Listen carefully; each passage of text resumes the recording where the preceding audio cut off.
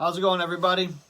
Today, Joe Rogan, he did a podcast with Steven E Koonin, or however you say his last name, and he will be getting canceled again for the 5th time this month. Way to go, Joe. You just had to do it, didn't you? You had to have a climate catastrophe denier on there, didn't you? I'm just kidding. It was a pretty good podcast. He had this guy on. He's looked into weather and climate patterns and over the years, and he has a different point of view than the everyone else who's screaming about climate change and all that stuff. And he brings some pretty good points. I'm not a climate scientist. I don't claim to be.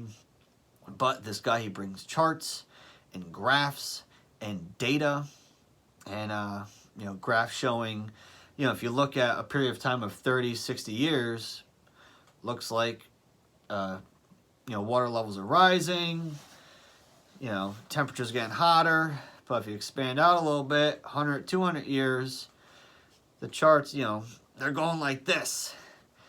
And, it rises, it falls, it's just a trend. Right now, it looks like we're on an upwards trend, but then again, Randall Carlson last Friday, he was saying that,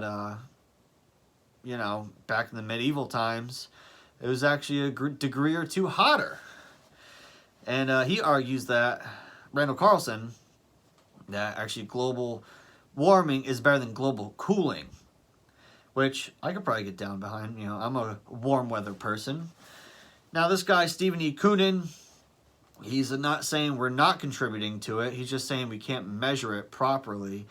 And, to measure that, I don't know how you'd go about doing that. But nonetheless, I'm sure it'd be very difficult. And he basically comes to a conclusion that we're screwed. There's nothing we can do that's going to change our course. Even if we switch, unless everything's nuclear, even at that, nothing's zero net emissions. Because it's going to take things to make those things that are zero emissions, and those things that run on fossil fuels. And he also brings up the fact that these underdeveloped countries, they're trying to work their way up industrially, and they're going to have to use fossil fuels. And if we put the kibosh and say, hey, we're not going to use these anymore, that kind of screws them, doesn't it? And it's not really fair to them. It's a good long term. And I think we do need to make a change. All this pollution's not good. Everyone's throwing shit in the ocean. We're burning stuff. Cows are farting, filling the air up with methane. But he did say what we could do, and what I think everyone should do: plant some damn trees. They eat up carbon in the air. If we plant a bunch of trees, that would definitely help. But nonetheless, I give this podcast an 8.5 out of 10. I enjoyed it. Please watch it on Spotify. Let me know what you think. You're not going to find any JRE clips of him on YouTube because of this guy. God forbid, he has a different opinion than all these climate alarmists are talking about. And, like I said, you're not going to find any clips of him on YouTube. So look him up. It was a pretty good podcast. Probably the best one of the week. He had Dave Smith on, and Dave Smith, he was on yesterday. He was pretty good. They talked about culture and all that stuff a lot. And, like I said, I think it was the best one of the week.